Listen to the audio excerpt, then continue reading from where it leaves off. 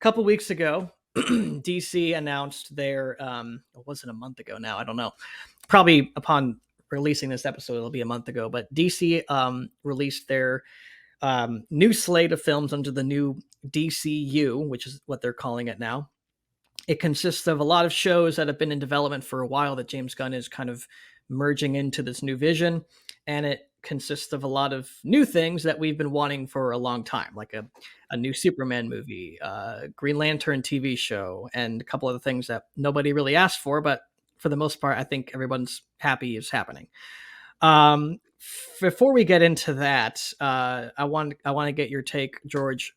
What is your thoughts on the Snyderverse, the Snyder era of DC, whatever you want to call it, like the DC starting with Man of Steel and ending with the Flash and Aquaman 2 coming out this year. What's your take on it? I remember seeing Aquaman with a buddy of mine in the theater and having a blast. We're like the only people in there and just hooting and hollering. It was fun. It was a fun movie. And they put it out in December with nothing else, and they made a truckload of money, right? $1 billion, yeah. And surprising then, did Justice League come out after that? The theatrical Justice League came out before that. Well, I'll give you my spiel on the DCEU with Zack Snyder. I was really, really disappointed with Man of Steel because I thought that it was kind of a departure from Zack Snyder's normal work. I thought that like everyone gave him so much of a hard time for having like these like pastel, vibrant, like super saturated movies with slow motion. And I was like, well, I mean, I never had an issue with that. I think Watchmen is a really good movie. I really enjoy it. I've seen it multiple times. I love the book too. I don't think there's any disgrace there between the two. I think it's pretty faithful and good. And I was thinking, this guy's gonna be a great job doing Superman. Superman is a larger than life, super colorful. I want him like, think of all the hero shots in Watchmen of people coming down the stairs, people like turning around. Like Zack Snyder he's a pro at that because he's a commercial director. Yeah. Right. And we got none of that in Man of Steel. It was like watching drone footage, like, that stuff that Julian Assange released where people are just getting exploded all over the place. And it's like grainy and gray and horrible. And I thought it was one of the most miserable movie experiences I've had in a theater. I hated it. I went on a double date and it was totally awful. Two girls were like wanted to leave. It was so bad. And they thought we were like big nerds and losers for wanting to go see it because it was so stupid and weird and off-putting and like headache inducing and terrible. I hated it. I liked Batman versus Superman a little bit more just because I thought it was a little more coherent. They actually had like a plot, even though it was like overly complicated in order to seem smart. And but still, it was like interesting. There was some weird ideas in there. Batman as Karl Rove, Batman as, Dick Cheney kind of thing was interesting. Preemptive strike, Batman. But I think Justice League, obviously that's some kind of a pastiche of like studio mandates, like cutting Snyder stuff out of it. I've not seen the Snyder cut. I don't plan to. You should. Okay. Maybe I will. It's 4 hours long. Or you know what? I'll make I've been planning to do like a video essay on the comparison between the theatrical cut, or as they call it, Justice League, and Snyder's version. So maybe I'll do that, and I'll send that to you, and you can. That's what I need in there. I thought the Wonder Woman movie was really good. I thought that was, if you were to pick the best movie out of those, it's probably the first Wonder Woman film. Mm-hmm. Would you agree? I thought that was a pretty solid. I would say objectively, I would agree with that. I'm actually a big fan of Man of Steel, not so much BVS, but I've come around in hindsight with I think when you look at the Snyder, like you watch the Snyder cut, you see everything that he was kind of building, and you get that heroism, especially in Superman, that people have wanted to see. But he didn't have that. He was the whole time. He was like, "Oh, I hate everybody. Do I owe anybody anything?" Pa Kent is like, "Don't be a hero. Let people die." It's like I'm sympathetic to the tenets of Ayn Rand, but like when you put them over like a hero like Superman, it just does not work. Like Superman is a Roosevelt New Dealer hero.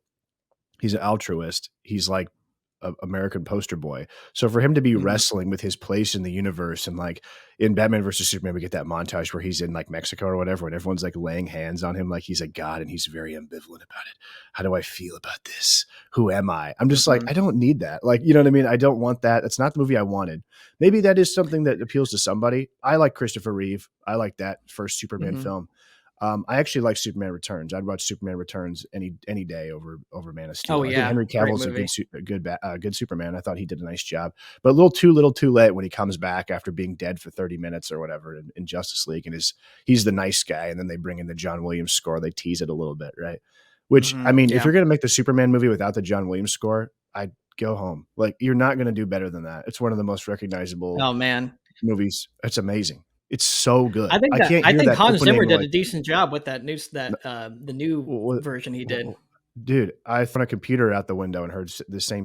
I mean, it's like a dial-up modem. I did not like it. You know what I Mhm. did like though? There's one track on that soundtrack which is great, when the "I Will Find Him" track, which is a Oh great yeah, scene in the movie. I will find him, yeah, right? Screaming. That's amazing. Um, right, I thought that was excellent from Michael Shannon. A good performance in there from him. There were good parts of the yeah. movie. I did not. I liked. I don't like Russell Crowe constantly appearing as a Force ghost all the time.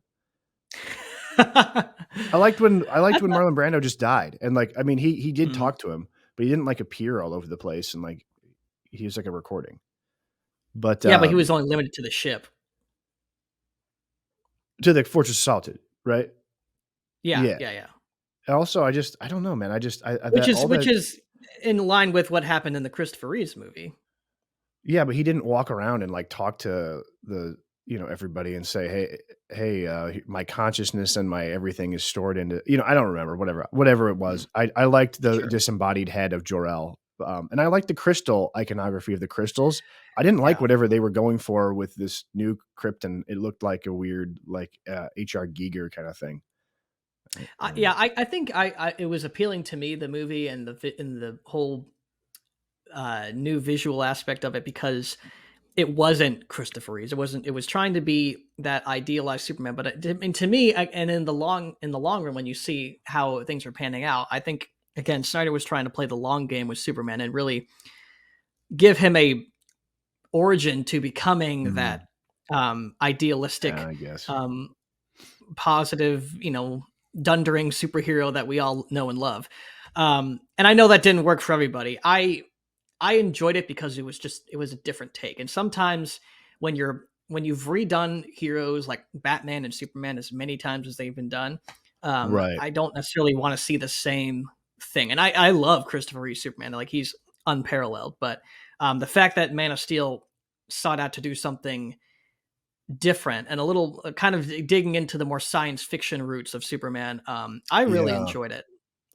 Yeah, yeah, it was very much like, what would it be like if Superman was actually real? Like, how much destruction would his battles actually cause and stuff, which I Right? guess is Yeah. an interesting I thing, mean, but it's the same kind of approach that like cynical to me. Nolan took with The Dark Knight. Like, what if Batman actually existed in like a real scenario? Yeah, Superman as natural disaster or whatever.